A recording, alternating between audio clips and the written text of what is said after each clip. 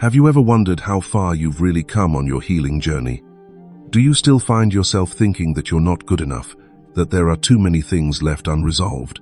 Here's a secret, and it needs to be named. Not recognizing your own progress is actually the final mask of your wounds. It quietly holds you back, making you believe that transformation has to be dramatic, obvious, and loud, just like in the movies, or else it doesn't count. But the truth is, most of the healing process happens quietly, silently, so much so that you don't even notice it. We've been taught that healing means erasing the shadow and perfecting ourselves, but according to Carl Jung, that's a major misunderstanding. Healing isn't about becoming perfect. It's the process of becoming more whole, more real with yourself. Today, I'm going to walk with you through 7 subtle inner signs that show you have truly reconnected with yourself and have healed much more than you realize. If you recognize these signs, it's time to honor yourself and step into the most powerful phase of individuation. Are you ready to look back and recognize the silent achievements of your soul? 1. Being able to be alone without feeling lonely. Have you ever found yourself lying in bed, phone in hand, endlessly scrolling from one social media platform to another, or hopping between podcasts just to avoid facing the silence around you? How many times have you turned on the TV without really watching anything, or kept yourself busy just so the room wouldn't be too quiet? When night falls, in those moments when there's no one else around, that emptiness creeps in again. Do you notice that sometimes it's actually the silence that scares you the most? I used to be like that. There were days when I would sit in my car for a long time, just delaying the moment I had to go inside. Not because there was anything interesting outside, but because I wasn't ready to face myself, especially when all the sounds of life had faded away. Particularly at this age, when familiar roles begin to shift, children grow up, family dynamics change, old relationships fade, the sense of feeling lost and confused becomes even clearer. And it's so hard to name that fear, afraid of being alone, but even more afraid of sitting with your own thoughts. Have you ever asked yourself why it's so uncomfortable to be alone? Why do you feel the need to play music, turn on the TV, do something, anything just to stay busy, even if you're not really interested? Most of us are afraid to face old questions, old wounds that still haven't healed. Silence is like a magnifying glass, amplifying every emotion, every shadowy corner we usually avoid. Carl Jung once said, "Loneliness does not come from having no people around you, but from being unable to communicate the things that seem important to you." It's true, loneliness isn't about the absence of others, but about not being able to truly talk to yourself, not being able to touch what really matters deep inside. I remember a woman I once talked to, in her 50s, who had just gone through a divorce, her children grown and living far away. Every night, she kept the lights on and the TV playing, just to chase away the emptiness. "I'm afraid of the feeling that I'll disappear if I turn everything off," she confided. This is the experience of so many people, having spent their youth caring for family, friends, and work, only to reach a day when, left with only themselves, they don't know how to face who they really are inside. But the strange thing is, the true healing journey only begins when you dare to turn off all the noise, when you're willing to sit in that silence. At first, it might feel deeply uncomfortable. Old memories surface, unanswered questions arise, and self-critical voices echo, "You're not good enough, you're a burden, you're invisible." But if you're brave enough to stay, you'll slowly realize all of these are just echoes from the past, not the truth about who you are now. Jung once wrote, "Your visions will become clear only when you can look into your own heart. Who looks outside, dreams. Who looks inside, awakes." Only when you dare to face your inner world with all its beauty and all its shadows do you truly awaken. I know. Our society today constantly encourages us to be busy. We are taught that only when we are working, contributing, and taking care of others do we have value. But ask yourself, when was the last time you sat alone without feeling uncomfortable? Do you dare to turn off all your devices? Just sit and listen to your breath. Notice every thought and feeling as it passes. You might think, if I feel comfortable being alone, am I isolating myself? But the truth is, only when you are no longer afraid to be alone are you truly free. Being alone is no longer a punishment, but a space for you to return to yourself. No pressure, no pretending, no need to prove anything to anyone. Think about Janice's story. After her husband died from illness, she couldn't bear the emptiness of every night. But over time, Janice decided not to run away anymore. She practiced sitting down, lighting a small candle, letting all her emotions come, writing down her thoughts, remembering her loved one who had passed away. A month, 2 months, and then one day Janice said, "I don't hate the quiet anymore. I've made peace with it." That is the first step of healing, not erasing the pain, but having the courage to sit with it. A study by Dr. Ami Rokach, 2014, showed that those who learn how to befriend aloneness are the ones with the greatest ability to recover emotionally and the deepest sense of peace, even more than those who only chase after social relationships. So what is the practical solution? You don't have to become a hermit or cut yourself off from society.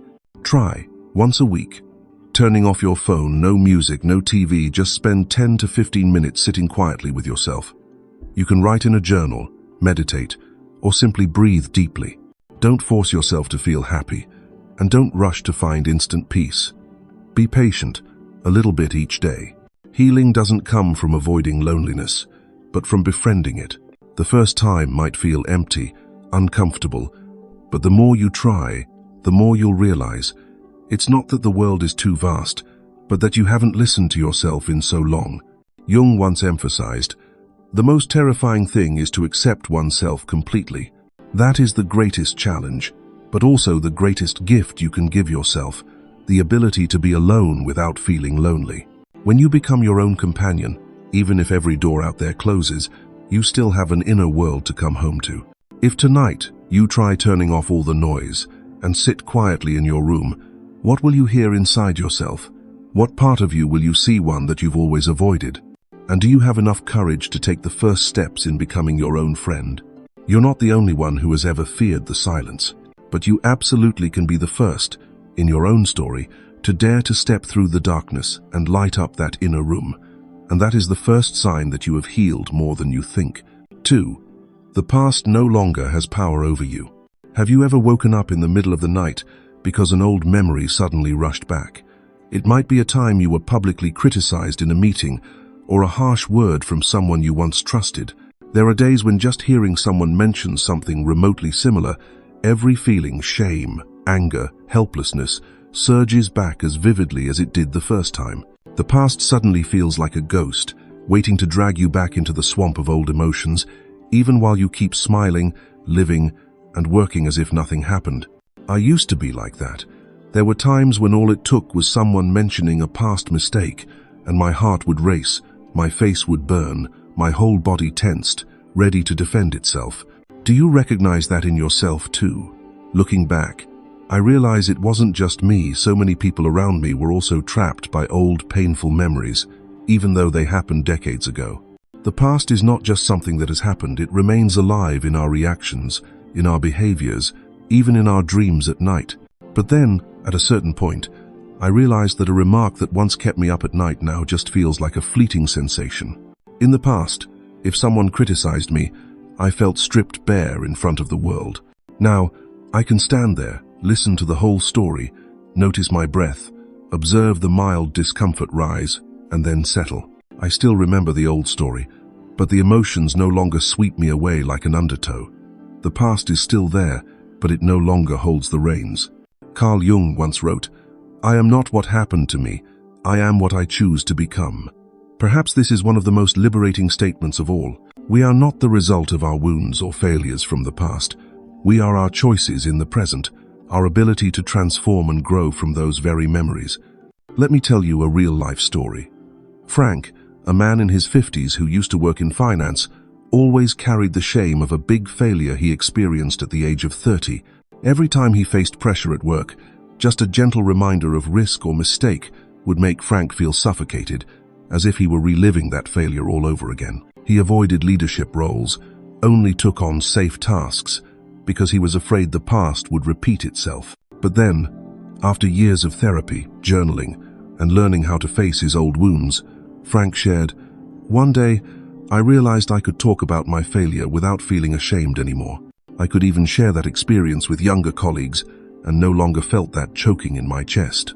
That is the sign of deep healing. When you can talk about what has happened as a lesson, not a life sentence. When you can tell your story, and tears might still fall, but they no longer taste bitter with fear. Instead, they have the sweetness of liberation. Another example I want to mention is Helen, a woman who was betrayed by a loved one at 40. Every time friends brought up trust, Helen withdrew, closed herself off, always keeping her distance. But through years of practicing mindfulness, writing unsent letters to her past, and having conversations with her own pain, Helen realized, now, when someone hurts me, I know that feeling is just the echo of an old wound. I can observe it, recognize it, and then choose how to respond instead of automatically reacting. A study by Dr. Bessel van der Kolk, 2014, author of The Body Keeps the Score, has shown that emotional memories and traumatic experiences often leave marks not just in the mind, but in the body as well. The more people suppress and try to forget, the more easily memories take control through automatic reactions, even through physical symptoms like headaches, insomnia, and depression. But when people learn how to bring the past out of the unconscious into the light, face it, accept it, and integrate it into their current story, the painful reactions gradually diminish. Not because the past disappears, but because it no longer controls you. Jung called this the process of bringing wounds from the darkness of the unconscious into consciousness and integrating them into the self. At that point, you are no longer running from memories. You know exactly that they are there, but they are only a part of the overall picture, not the whole of who you are. Until you make the unconscious conscious, it will direct your life, and you will call it fate. That is why, whenever you are able to observe old emotions without being overwhelmed, you are walking the path of true freedom. So, how can you truly transform the past? No one can do this overnight. It is a whole process. Try starting by observing your strongest emotional reactions. Next time someone says something that hurts you, pause, take a deep breath, and ask yourself, whose emotion is this really? Where does it come from? Am I reacting to the present or to an old story? You can try journaling about those moments to connect the pieces of memory, or simply allow yourself to fully feel the pain when it returns, without condemning, without pushing it away. It's like stepping into a dark room, turning on a small light, and seeing everything you used to avoid. Healing is not about erasing memories. No one can forget the past. But you can choose not to let it control every reaction, every decision, every sleepless night anymore. When you dare to face, accept, and embrace all the pieces of your life, including old wounds, you will realize you have the right to write a new story. There may still be times when you remember an old word, still feel a pang in your heart when you think back. But if today you can smile at that memory, recognize it, then let it drift away like a cloud, that is the sign that you have truly grown from within. That is when you begin to live as a free person, not a prisoner of the past. You have come so far. Don't just look at the wounds that haven't healed, but acknowledge your strength in overcoming each undertow of the mind. The past once had power over you, but today you are the one deciding your direction. And that is the second sign that you have healed more than you think. 3. Living with inner paradoxes and contradictions. Have you ever found yourself loving someone deeply, yet at the same time feeling disappointed or even angry with them? Have you ever noticed yourself caught in a state where, on one hand, you feel grateful for what life has given you, but on the other hand, you can't avoid the frustration, regret, or even resentment? Have you ever started a new day with confidence in your abilities, only to find yourself moments later feeling confused, doubtful, and unsure if you are really on the right path? I know, you may have often wondered, how can I be both strong and vulnerable at the same time? How can I love someone and still feel annoyed with them? Is it just me who feels so unstable and conflicted? No, it's not just you. This is a very human part of our experience, an essential part of psychological maturity that no one can escape. One evening, I had a conversation with a friend named Linda. Linda is a woman who has experienced both joy and pain.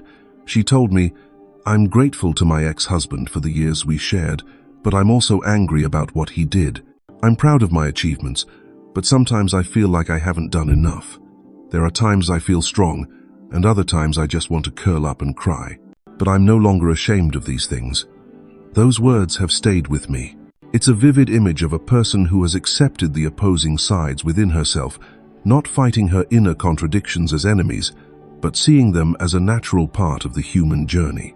Carl Jung once said, "The acceptance of oneself is the essence of the whole moral problem and the epitome of a whole outlook on life."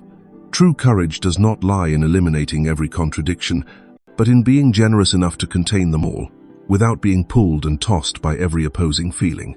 You might wonder why we often feel so much pain when we recognize so many layers within ourselves, even layers that are completely contradictory.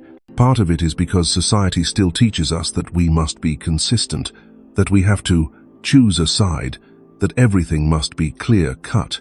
You are allowed to be confident, but not insecure. You are allowed to be grateful, but not disappointed. But real life does not follow those formulas. Every day, we experience hundreds of emotions, constant conflicts between different aspects of ourselves. Demanding absolute unity only makes us more exhausted.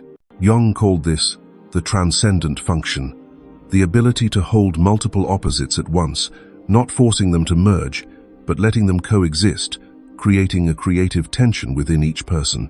The most terrifying thing is to accept oneself completely. Maturity is not about eliminating contradictions, but about learning to live with them, like a painting with many shades of light and dark, yet the whole is harmonious and alive. Take, for example, a famous figure, Bruce Springsteen, a rock artist known as the Boss.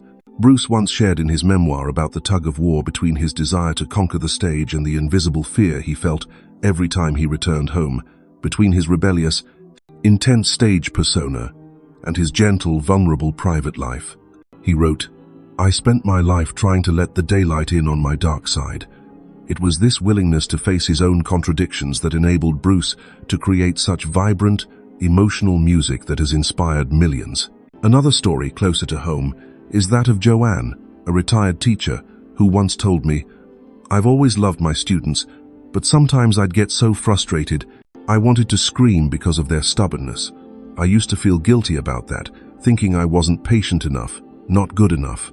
But over time I realized, I can love and be angry at the same time, and that doesn't make me a worse person. In fact, it makes me more real, whole." Modern psychological research also shows that people who are able to accept complexity in their emotions, meaning they can feel both sad and happy, confident and doubtful, grateful and disappointed without judging themselves, tend to have greater mental stability, adaptability, and resilience in times of crisis. In a study by Kashdan and Rottenberg, 2010, Psychological Flexibility as a Fundamental Aspect of Health, the authors emphasized that psychological flexibility, or the ability to open oneself up to many emotions at once, is one of the most important predictors of recovery and sustainable growth. Do you recognize those paradoxical moments in your own life? Have you ever felt proud of how far you've come, and at the same time, regretful about what you missed along the way? Has there ever been a time when you wanted to be close to someone, yet also felt the need to keep your distance to protect yourself?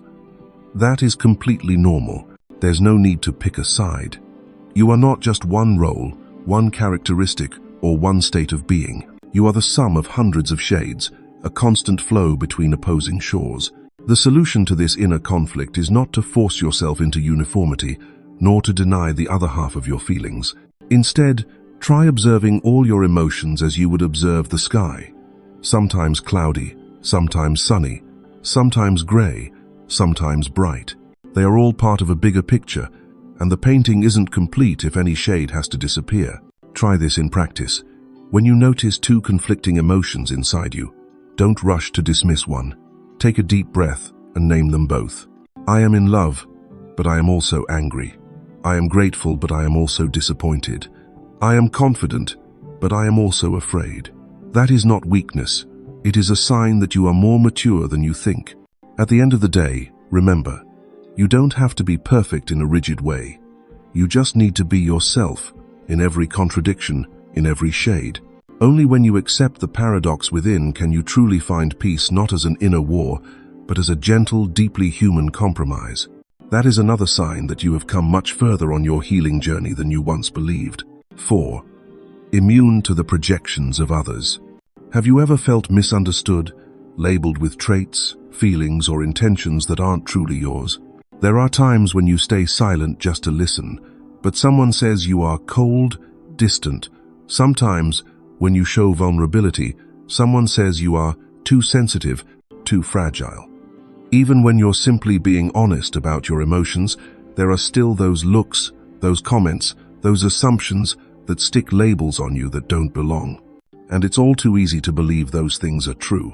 I know that feeling all too well. There have been periods when just one judgmental remark from a colleague, "You're not proactive, you're too reserved," was enough to make me doubt myself for days. I changed my behavior just to fit expectations, just to avoid being judged. But the more I tried, the more I lost touch with myself, weighed down by the emotions of others, confused by the roles they assigned me. And I realized, when I am not clear about who I am, it's easy to get swept up in someone else's story to the point where I can no longer recognize my own truth. Carl Jung once wrote, "Everything that irritates us about others can lead us to an understanding of ourselves." This quote isn't just about projecting our inner world onto others. It's also a reminder that what others judge often comes from their own emotional maps, memories, and wounds. When you haven't yet healed, it's easy to accept and absorb every reaction, every outside expectation, as if it's the undeniable truth about yourself. But when your healing journey has gone far enough, you begin to see the boundaries. You are you, and others are themselves. You can listen, you can observe, you can empathize, but you no longer automatically play a role in someone else's script. Let me tell you about Monica, a mid-level manager who used to be under a lot of pressure in a competitive work environment. Every time her team's results fell short, her boss would hint, "I don't think Monica is tough enough to lead the team."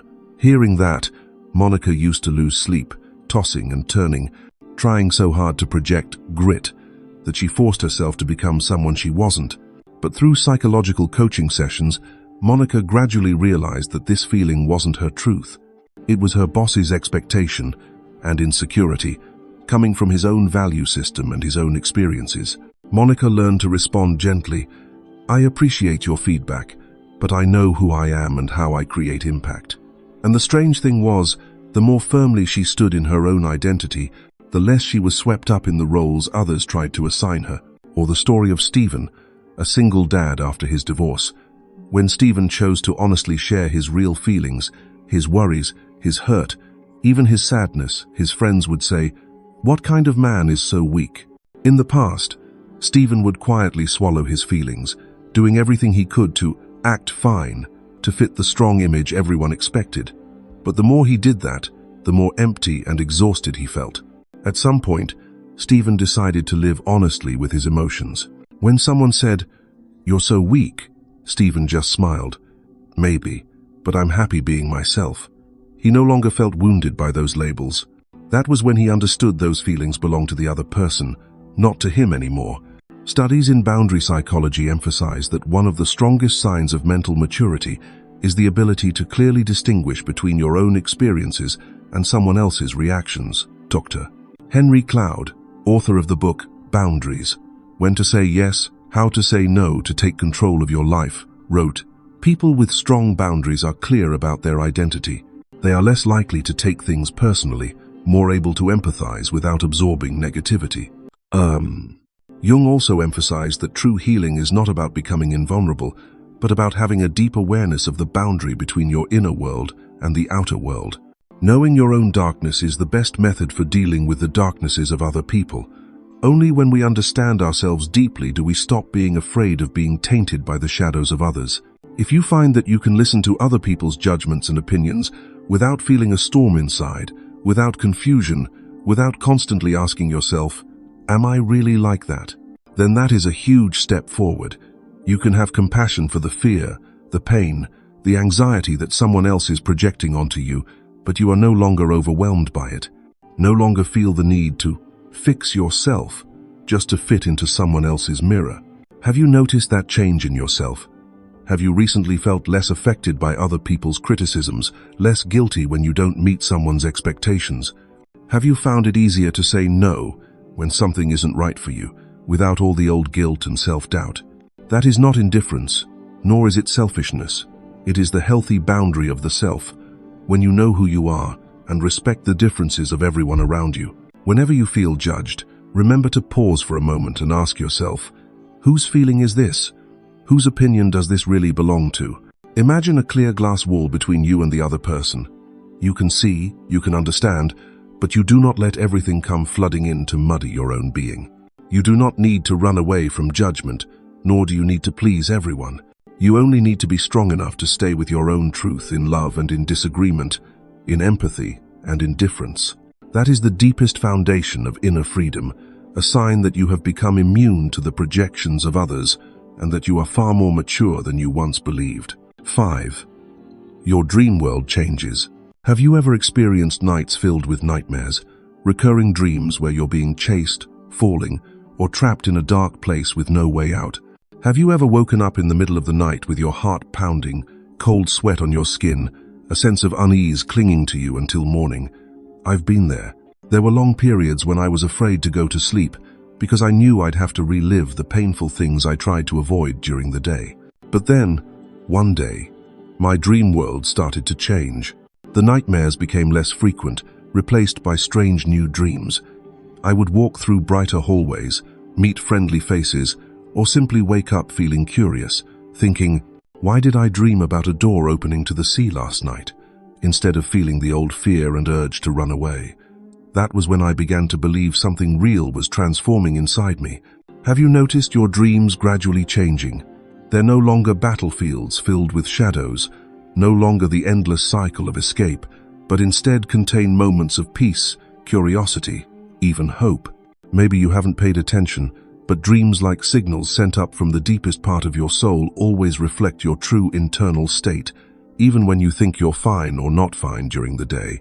Carl Jung once said, "The dream is the small hidden door in the deepest and most intimate sanctum of the soul, which opens to that primeval cosmic night that was soul, long before there was conscious ego." Jung believed that dreams are not just the result of fatigue, stress, or randomness, but a means of subconscious communication, a way for the deepest, most unrecognized parts of ourselves to speak up, to send messages, or to guide us toward healing. Let's take a look at a very real example. David, a doctor in his 50s, shared with me about the period after his mother passed away. For 2 whole years, he repeatedly dreamed of being lost in a dense forest, always running from something invisible behind him. He would wake up exhausted, sad, feeling as if he was carrying a heavy stone in his chest.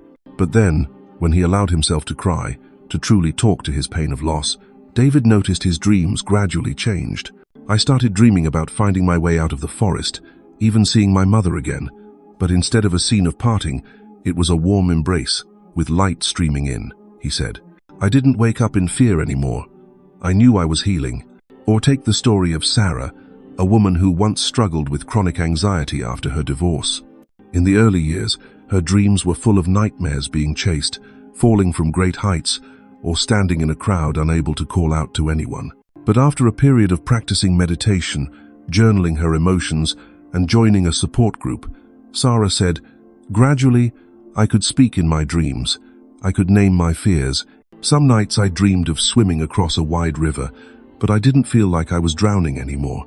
I'm not sure what changed. I just know that when I wake up, I feel lighter, as if I've been given a new chance." Research by Dr. Rosalind Cartwright, 2010, a specialist in dreams and mental health, shows that when people resolve emotional conflicts or begin to accept major life events, the quality of their dreams gradually shifts. There are fewer nightmares, more images of journeys, symbols of healing and progress.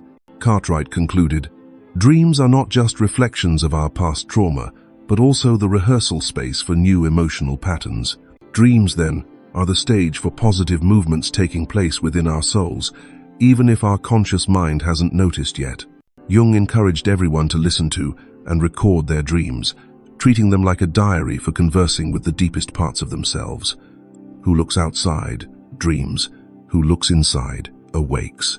So how can you recognize and nurture this transformation? Don't rush to expect beautiful dreams, and don't feel disappointed if old images still appear. Try placing a small notebook by your bed, and every morning write down whatever you remember: fragments, feelings, colors, images. Don't search for meaning right away. Just listen. What is your dream trying to say about your inner journey?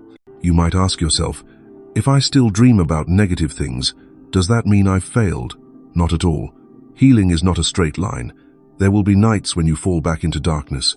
But notice, gradually, a door of light will appear, a lighter feeling upon waking, a new image that is a clear signal that your psyche is healing itself.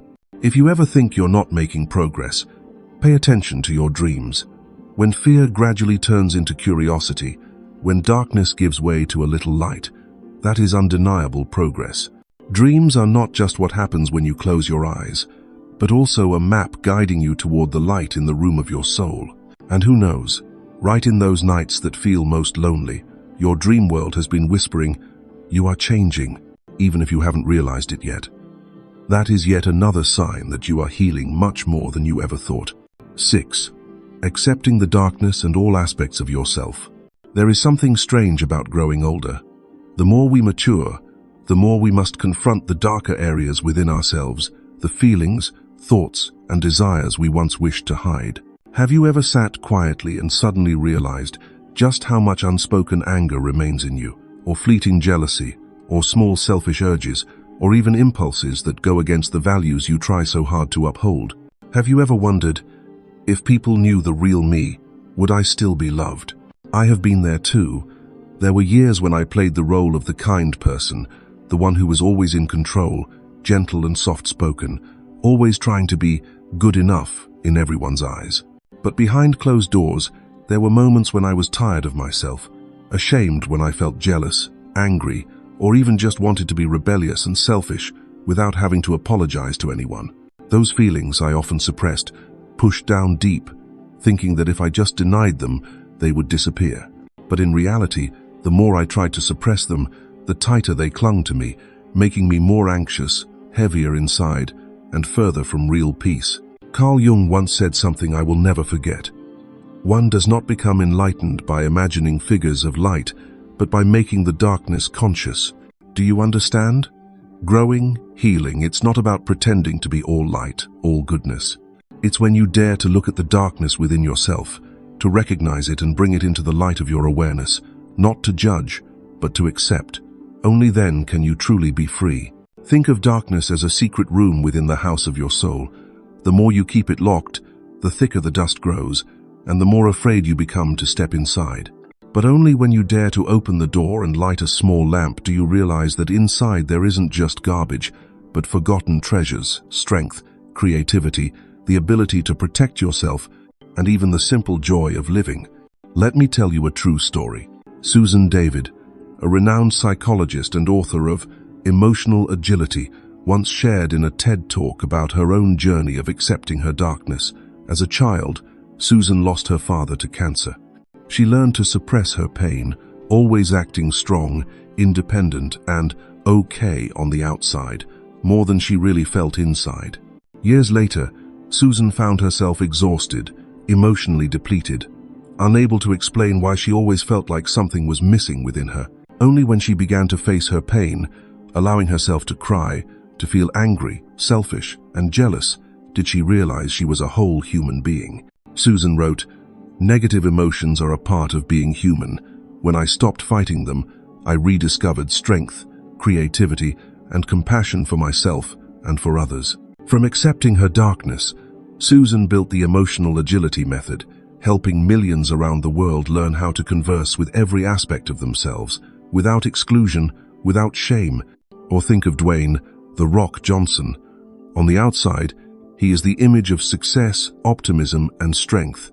Yet he himself once shared, "I found that with depression, one of the most important things you could realize is that you're not alone." In moments of despair, self-doubt, and anger toward himself, he once felt ashamed, believing these were signs of weakness. It was only when he dared to speak out, to accept that he had failed, been sad, been jealous, and lost his way, that he began to feel lighter, transforming pain into motivation for training, creativity, and connection with others. Johnson admits that it was precisely by stepping into the darkness that he found the strength to become an inspiration for millions. Jung believed that the shadow is not merely a place where we hide what is negative, but it is also a source of life, an untapped energy. The shadow is a moral problem that challenges the whole ego, personality, for no one can become conscious of the shadow without considerable moral effort. This process is not easy, because it requires us to courageously face even the ugliest parts, the dark sides that society teaches us to reject. But when you stop fighting yourself, you open a door to freedom, no longer haunted by the need to be better, no longer feeling ashamed for having the most human of emotions. Have you noticed that the older we get, the more we see contradictions within ourselves? Generosity and selfishness, compassion and sometimes harshness, moments full of energy, other times when you just want to give up. In the past, you might have rushed to push those parts away, trying to prove to yourself and to the world, I'm not selfish, I'm not jealous, I'm always in control. But as your healing journey goes deeper, you gradually realize, yes, I am. As selfish as anyone, I have been jealous, I have failed, but I still deserve love and respect, even from myself. Z. Research by Brené Brown, professor at the University of Houston and a leading expert on vulnerability and courage, shows that people who dare to accept their imperfect parts, who can talk about failure, shame, and anger, are better able to build deep relationships, show greater compassion for others, and feel much happier and freer than those who always try to keep up a perfect facade. Brené emphasizes, vulnerability is the birthplace of innovation, creativity, and change. When you dare to be honest with yourself, all that repressed energy becomes life force, creativity, and the ability to set healthy boundaries and protect yourself. You might ask yourself, but how can I dare to face my shadow? How can I stop feeling guilty when my flaws are revealed? Don't force yourself to be brave all at once. Start by simply acknowledging a small emotion. Today, I felt jealous. I was a little selfish when I refused that request. I am angry. Instead of criticizing yourself, gently remind yourself, this is also a part of me. Emotions are only one part. They do not define your entire being. When you dare to look into your shadow, something miraculous happens. You suddenly feel you can breathe easier, become more compassionate with yourself and with others. You no longer need to hide, no longer fear that others will discover your bad side, nor feel you must be better to deserve love. You will have a deeper understanding of those around you, more easily empathizing with their mistakes, weaknesses, and imperfections because you have traveled that road within yourself. Here's a practice for you. Try writing a letter to your shadow. Name the emotions you have rejected: anger, selfishness, competitiveness, weakness, desire. Write a few lines to them. Thank you for existing, for reminding me that I am human. I no longer want to push you down to the basement. I will listen, but I will also choose to act in accordance with my values. Or, when you notice a negative emotion rising, try placing your hand over your heart and saying, this is also me, but I won't let this feeling control me. I will just listen, learn, and move forward. Carl Jung once emphasized, until you make the unconscious conscious, it will direct your life and you will call it fate. When you are still denying your shadow, it will control you unconsciously. You become angry without understanding why. You feel jealousy, resentment, or even harm yourself without being able to explain it. But when you dare to name it, to have a dialogue with it, the shadow loses its power. It becomes a source of energy, strength, creativity, self-protection, and compassion that you never knew you had. True healing is not about erasing the bad parts, but about befriending them so that they become your allies instead of your enemies on the journey of life.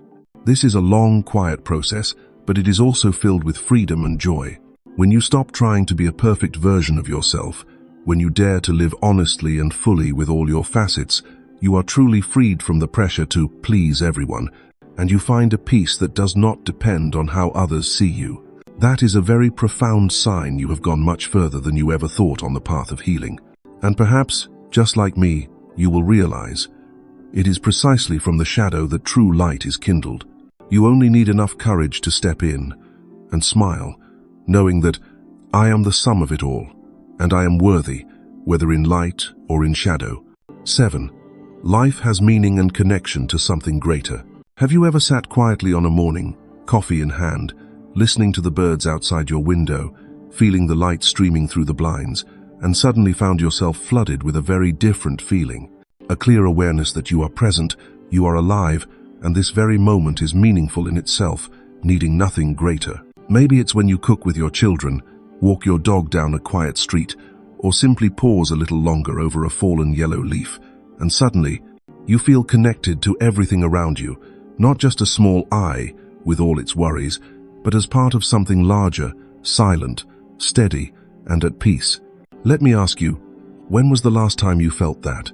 Not the feeling of having to accomplish a lot, not the pressure of must succeed, must be better than yesterday, but pure presence, deep satisfaction in each ordinary moment, even if it's just a hug from a loved one, the glance of your cat, the sweetness of an apple. This is one of the deepest signs of healing that many people do not even notice. When life starts to have meaning, for no reason, not because of achievement, but simply for itself. Carl Jung once said, "The least of things with a meaning is worth more in life than the greatest of things without it." This quote is like a quiet nod to every simple yet meaningful moment you are experiencing. Jung believed that the more mature our souls become, the deeper we go on the journey of individuation, the more we realize meaning is not found outside, not dependent on others' recognition or judgment. Meaning arises from connection to yourself, to your loved ones, to nature, to community, even to something metaphysical beyond the personal self. Let's look at the story of Maya Angelou, the renowned poet and social activist who endured trauma, discrimination, violence, and loss in her life. Angelou has a memoir recounting the time she lived in poverty, deeply wounded, yet found immense meaning in the smallest moments, helping a neighbor, hearing singing from a church, or sitting by the fire with loved ones. It was in moments that seemed most desperate that she realized she was part of something larger, a current of history, of community, of life that never stops flowing. Angelou once wrote, "I have found that among its other benefits, giving liberates the soul of the giver." No. Giving, connection, meaning these are no longer distant ideals, but daily experiences that quietly guided her out of pain, allowing her to live a life that is not only meaningful for herself, but also inspires millions of others. Another example, let's look at the life of Jon Kabat-Zinn, the father of modern mindfulness. In an interview with the New York Times, Kabat-Zinn spoke about a period when he was deeply immersed in anxiety, stress, the feeling of being trapped in an endless cycle of achievement and expectations. But then, through moments of quiet sitting, practicing presence with each breath, he realized, wherever you go, there you are. Meaning doesn't come from gaining more, but from deeply connecting with the present experience. The more he practiced, the less alone Kabat-Zinn felt. He was no longer a victim of circumstances, but someone who actively chose how to live, feel, and share. That sense of connection spread from himself to his family, to the community, and onto his work and larger ideals. Research by Emily Esfahani Smith, 2017, author of The Power of Meaning, Finding Fulfillment in a World Obsessed with Happiness, points out that people who find meaning through connection, service, creativity, or faith in something beyond the personal self tend to live longer, are less depressed, and experience more lasting happiness than those who simply chase fleeting pleasures.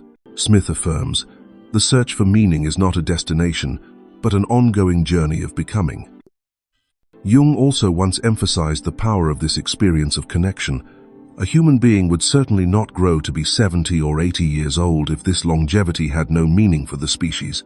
The afternoon of human life must also have a significance of its own, and cannot be merely a pitiful appendage to the morning of life. Or me.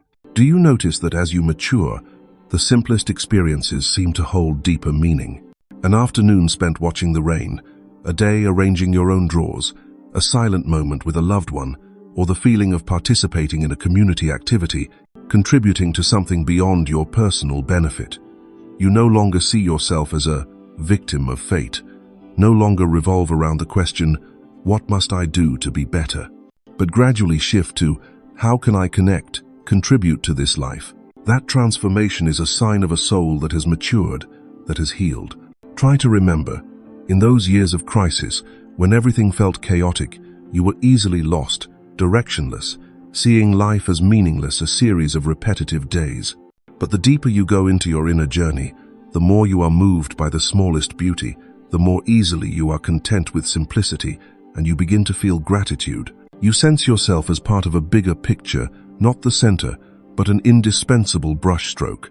Every day, try to spend 5 minutes writing down 3 small things you feel grateful for, that feel meaningful, even if it's just the song of a bird, a caring text message, or a cool drink of water when you're thirsty. If you can, participate in a community activity, charity, sharing, or connecting not to earn merit, but to experience yourself as a link in the vast web of life. This is a small exercise to help you return to true meaning. You might ask, if there's nothing good in my circumstances, how can I find meaning? Remember, meaning is not something you have to create, but something you learn to notice, to welcome. Sometimes, meaning can begin simply by asking yourself, what small part am I contributing to whom, or to what, beyond my own self? Carl Jung also reminds us, the privilege of a lifetime is to become who you truly are. The more you understand who you are, the more you dare to live authentically with every emotion, success and failure, light and shadow. The more you realize that this life always has meaning, always offers opportunities to connect, to give, to become part of something greater than yourself. And one day, you will realize that what you truly seek is not achievement, fame, or fleeting satisfaction, but the sense of belonging, of living fully, and of making your own small contribution to the great flow of life. The journey of individuation, as Jung called it, is not a race to become someone different, but a process of returning to your true essence, and from there, opening out to the world to live for yourself, to live with others, to live for others. That is when you are no longer lonely, even when alone, no longer feel meaningless, even when nothing special is happening. You are living, and your life with all its ordinariness, imperfections, difficulties, and simple joys has always had meaning, and that is the deepest proof that you have healed more than you ever thought. Awakening the value of leaving a personal legacy. So, after you have healed, after your journey of individuation gradually settles into peace, what will truly remain for this world? When a quiet day drifts by, when your children are grown, friends become fewer, work is just a tool, when awards, possessions, and certificates no longer move your heart, what truly endures?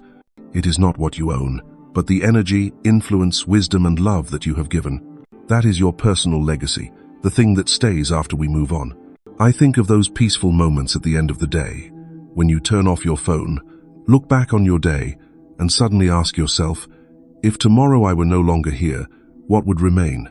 Who will carry something from me?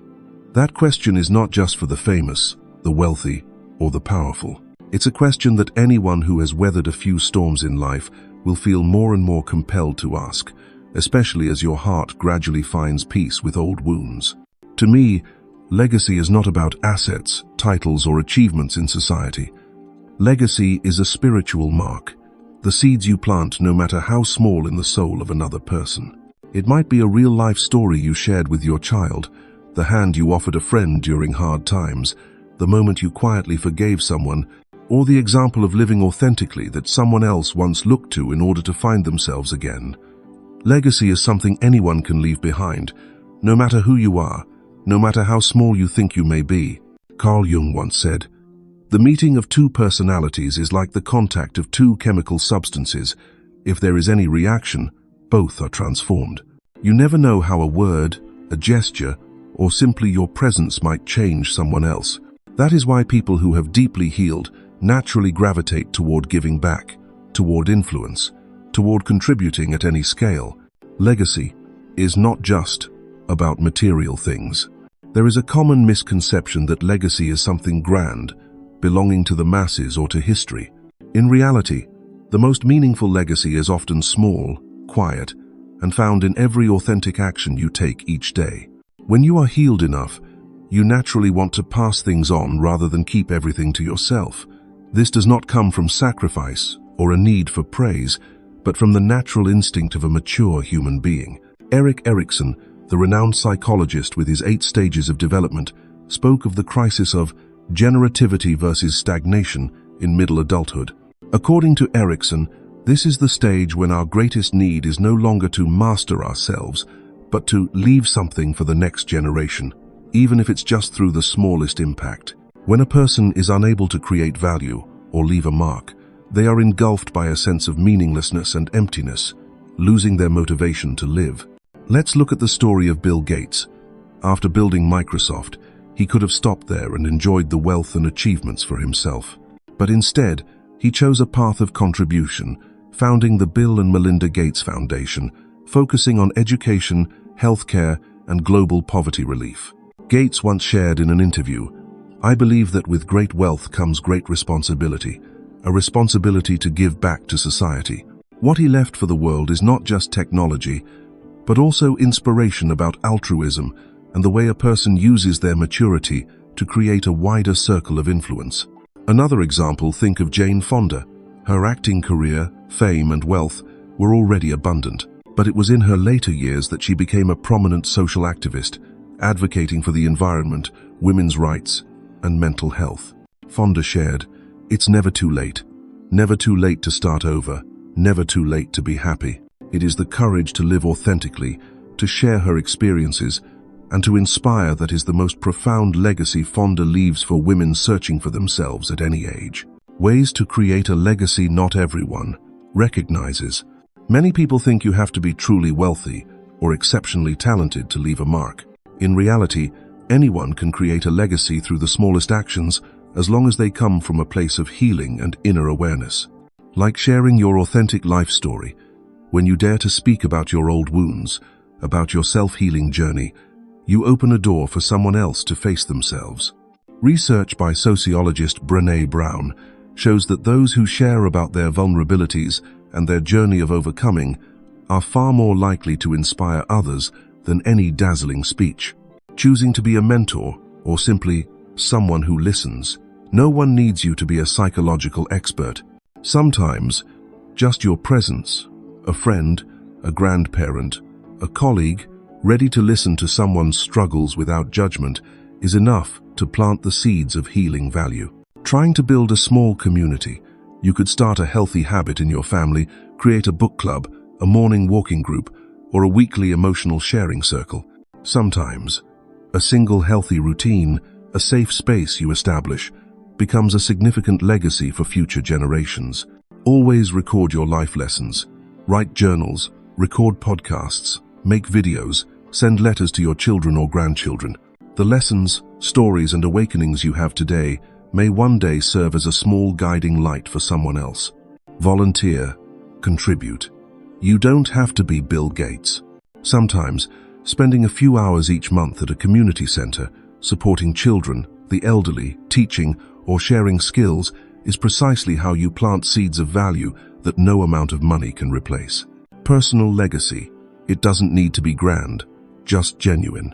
There is a big misconception that a legacy must be grand, that it has to save the world to be meaningful. But the deepest legacies often come from living authentically, from the courage to walk through the darkness and return to share your light with someone else. The most beautiful legacy is the spreading of healing energy, understanding, kindness, and courage to anyone who passes through your life. Do you remember Carl Jung's words? "You are not what happened to you, you are what you choose to become." Your legacy is exactly that. The choice you make every day, the choice to live authentically, to love, to share positive energy with the world. So, tomorrow, what will you choose to leave behind? When you have completed your healing journey, when your heart is less tormented by the past, when you know how to forgive, to be compassionate, and to live in the present, ask yourself, if today I am more at peace with myself, what will I leave for the world tomorrow? Who will receive the seeds I once sowed? Maybe it will be a grandchild, an old friend, a young colleague, or simply someone who once heard your story. True legacy does not need to be famous. It doesn't need your name carved in stone. Real legacy is the warm light you give to someone just when they need it. The feeling that they learned something from you that helps them live better, braver, more fully. If there is anything that makes me believe in the profound meaning of the healing journey, it is this ability to leave behind your personal imprint. You do not live just for yourself, but pass on goodness to the flow of life. And that is the most beautiful way to say thank you to yourself, to what you have overcome, to everyone who has, is, and will pass through your life. Are you ready to sow those little seeds today? Begin, even with the smallest act, and know that your true legacy has already begun within you, right in this very moment. My friend, now you've seen those 7 clear signs. If you find yourself able to be alone, without feeling lonely, or living with your inner contradictions in peace, then congratulations, you have healed far more than you ever thought.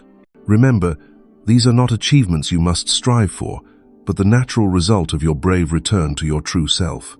The key is this: you don't need anyone to approve of you. You are the light of your own soul. See these signs as the lighthouse you've lit within yourself. You are no longer the one being chosen, because you have chosen to be yourself. Allow yourself to recognize and cherish every small transformation.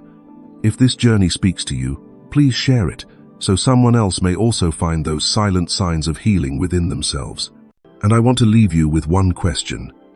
Are you ready to step into the next chapter of wholeness? Subscribe to the channel and turn on notifications today so we can continue to explore this journey even more deeply, together.